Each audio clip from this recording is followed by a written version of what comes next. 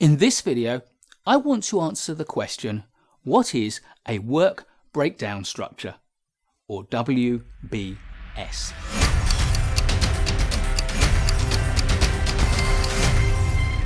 A work breakdown structure is quite simply a tool that breaks the work down into a structure.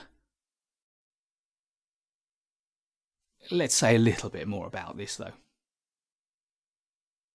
The work breakdown structure is the principal tool that articulates a scope on our project, and it does so in a highly structured way. At its simplest, we take the entire work of the project itself, and we break that down into a number of substantial chunks.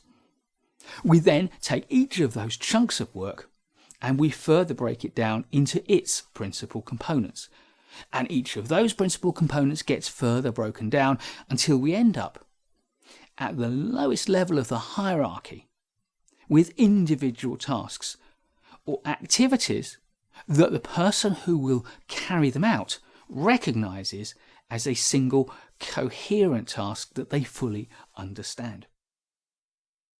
Now, the representation I've put on the screen is very useful for understanding a work breakdown structure, but it's absolutely rubbish for representing it across a large project. It will just rapidly get out of hand.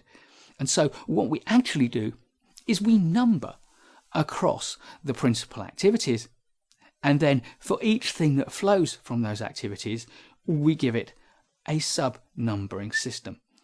And so we end up with a comprehensive list of every activity that needs to be done, the scope of the project.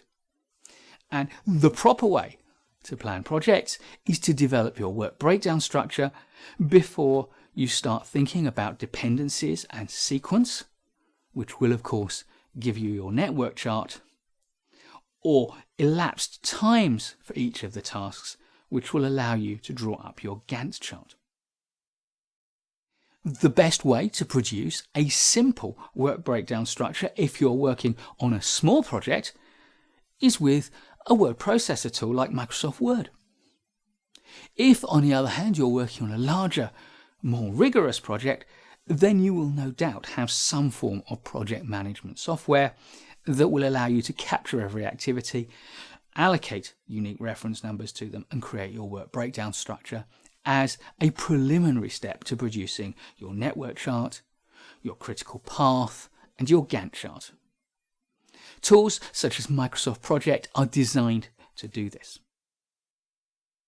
A good work breakdown structure will be MECE, M-E-C-E, and that stands for mutually exclusive and completely exhaustive. That is to say, mutually exclusive, each task is clearly distinct from each other task. There is no overlap between the tasks, and completely exhaustive means that everything you need to do on your project is covered on your work breakdown structure. The thing that many project managers miss out of their work breakdown structure are all the tasks and activities concerned with managing the project. So as a matter of habit, I will always create one work stream, one major area of work on my work breakdown structure labeled project management. That way I capture all the tasks it takes to manage the project, and then when I start budgeting the project and allocating resources, I have those tasks ready to budget and resource. And that ensures that I don't forget the project management activities, and I've got the budget and the resources to carry them out properly. And I'm going to end with what is sometimes perceived as a bit of a rant. It's about the difference between the UK approach to work breakdown structures on the one hand and the US approach on the other. Neither is right, but here's the rant bit. One of them is a little bit more right than the other. No clues. So, in the UK, our work breakdown structure is written as a set of activities or tasks. If you're a linguist, then you can think of them as written with verbs. The US approach is to break down the work by breaking down the deliverables or the products for your project. So at the top level, you have the completed project, and at subsequent levels below, you have more and more detailed descriptions and smaller components of the product set you need to create. In the UK, we would call that a product breakdown structure. Both of them will give you the right results. So why do I prefer the UK approach?